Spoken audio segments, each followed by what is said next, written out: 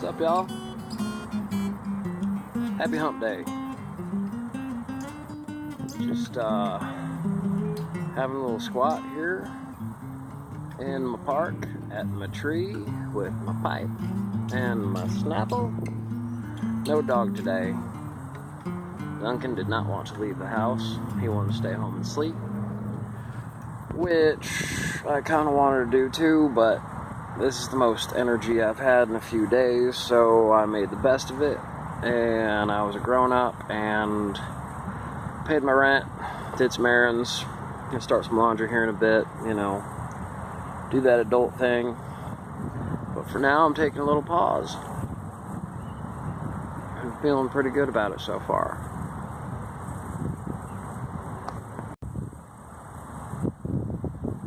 Man, it seems anytime I bring this pipe out here, I'm fighting the wind.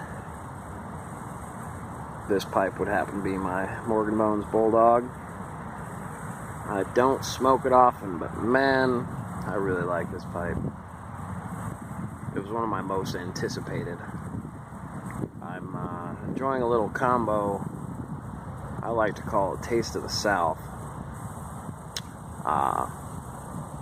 Not the tobacco necessarily. Well, kind of.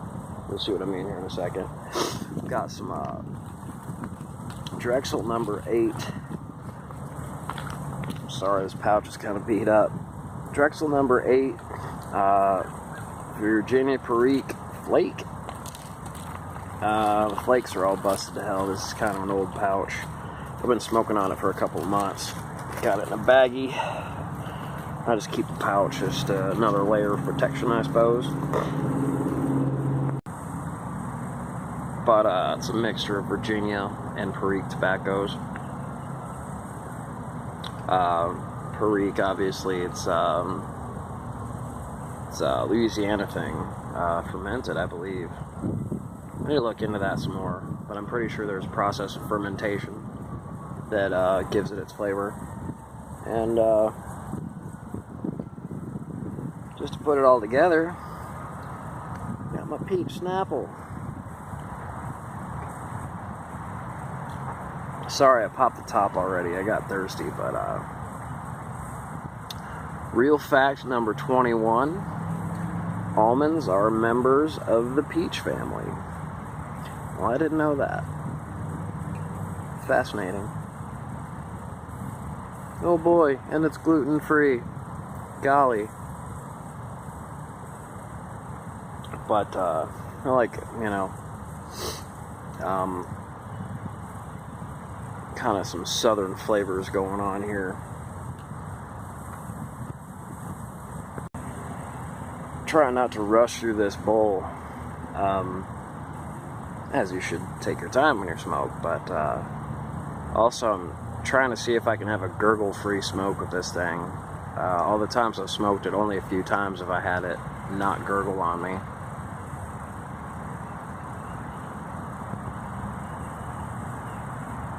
But with my little Taste of the South combo, I think it'd be more fitting in a cob, but I've been smoking mostly cobs this last week, so I figured I'd switch up to a briar and switch up to something that's already kind of ugly, so if I drop it, you know, it won't hurt it much.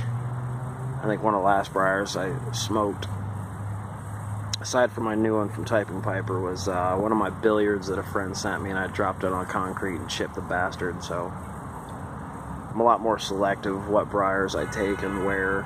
I was just out on the front stoop of my building too. I wasn't even out and about.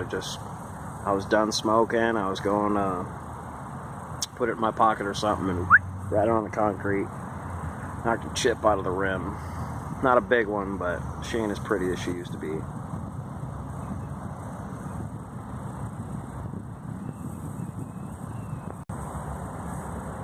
With being the most energetic, you may also notice that this might be the best mood I've been in probably a few weeks. Just been doing a little self-care, man.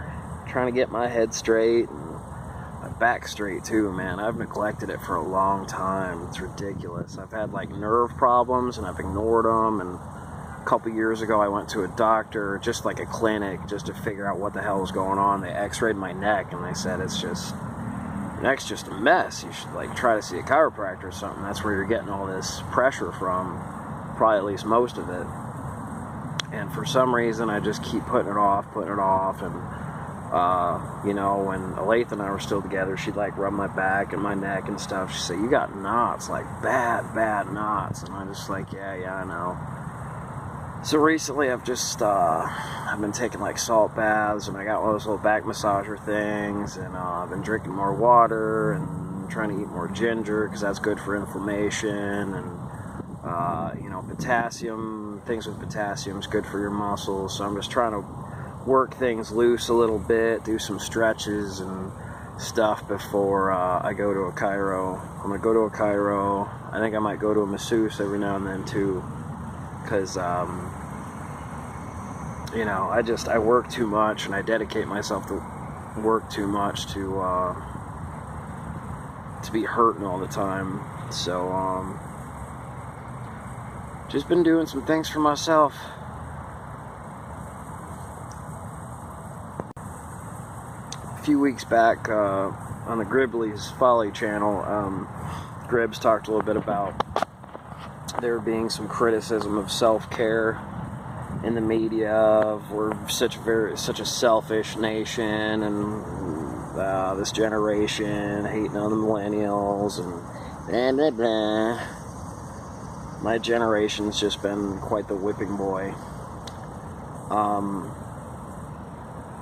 But you know, self-care it's the stuff you have.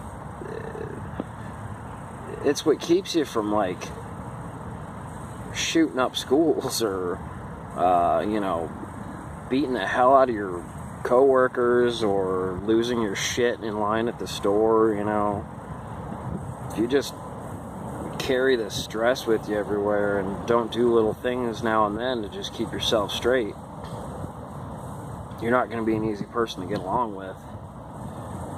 Gotta do some shit for yourself, man. Not to say you should ignore others. You know, always help others when you can. I do what I can when I can. You know, I don't brag about it. Because really, if you do a kind deed and then you go blabbing about it, then you're not really doing the deed for the deed. You're doing it for your ego. That just kind of makes you prick. But to lighten it up a little bit, today I've got my favorite birthday shirt, man. I know. It's not a good shot of it, but it's just, I found this awesome picture of Anthony Bourdain. You know, like the day I found he passed, I shared that picture because it was just a great picture of him, and my little tribute to him and whatnot, and then I found it on a shirt, and I paid like $30 for this shirt, but I don't give a shit because I love it. It's I think it's just a very fitting way to kind of show tribute to that fellow. Man, I would have loved to have a drink with that guy.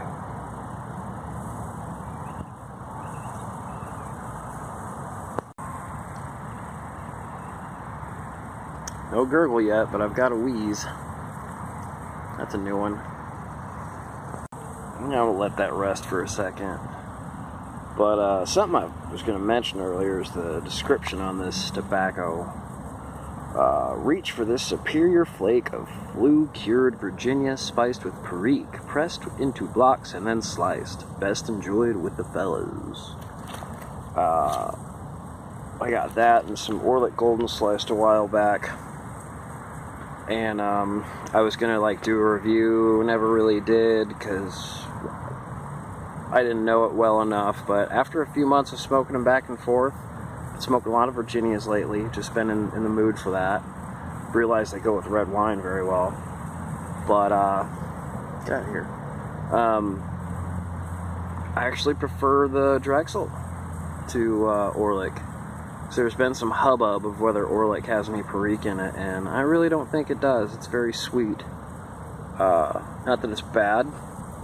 But the Drexel has a bit of definitely some noticeable spice that I think comes from the Perique, and also maybe they don't buy up quite as high of quality of leaf as the people that produce Orlik do. But that's just a guess. The sweetness of the Orlik, it's not a bad smoke. It's just kind of boring to me. You know, I don't want just a jelly sandwich. Throw some peanut butter on that bitch. But I'm gonna wrap this up. You know, getting into the long territory of time here. I know in like the last month I've had a bunch of like gloom and doom videos, and you know, some people have kind of wondered, hey, what's going on? And so I want y'all to know, doing all right. Doing all right. Best I've been in a while. So y'all keep in touch. I'll catch you next time. Y'all take care of yourselves.